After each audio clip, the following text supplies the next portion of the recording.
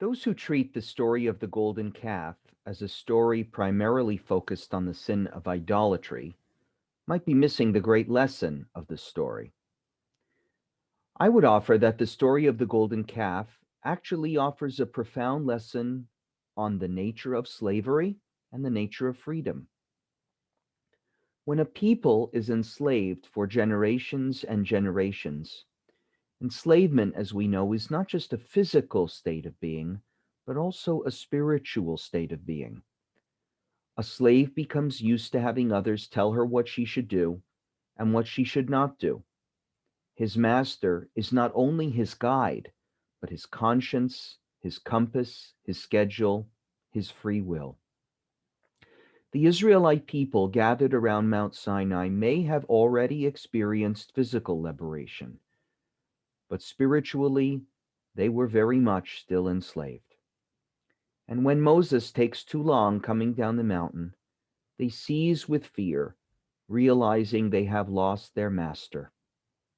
That's why they turned to Aaron and demanded that he make for them another master, a calf made of gold. For those of us blessed to have been born in freedom, this is difficult to imagine. But for a people still spiritually enslaved, any master is better than no master. It takes a master to make decisions. It takes a master to provide. It takes a master just to exist.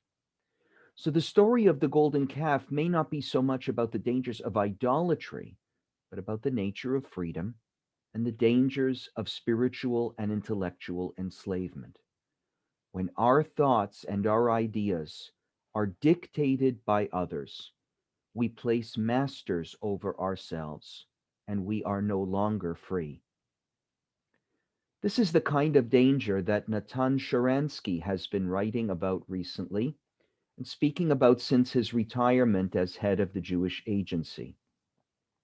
He speaks about it because he remembers the way he had to hand over his intellect to the Soviet regime in order to succeed in the former USSR when he was younger. In the Soviet web of lives, even as a child, your main job is to fit in, he writes. At the age of 10, you join the pioneers proclaiming your patriotism. Then you join the Komsomol, the all-union Leninist Young Communist League, proclaiming your patriotism. You mouth their platitudes, you play the good citizen in order to get ahead in your own life, end quote. Sharansky's greatest fear, and it's a fear that I share as well, is that the pressure to conform in today's Western discourse is just as strong as that same pressure under the Stalinist dictators. This pressure comes from the fanatics around us, those in our own neighborhoods, at school, and at work, who are often using social media to bully people into silence or into a fake, politically correct compliance. Cultural totalitarianism has become the golden calf of our time, and we all too readily submit to its demands. The foundation of free and democratic societies may not be parliaments or rights or even elections. The Torah's wisdom proclaims that free societies allow and encourage every individual to think for herself, to express his views without fear of being shamed, excommunicated, or canceled. This sounds easy, but it is a huge challenge. To think for ourselves requires self discipline and it requires courage. Nobody wants to be thought of as a bigot or as a crank. So, the easy way, the lazy way to proceed is to always try to fall in line with public opinion. But let us not fall into that trap. we must always remember to think for ourselves.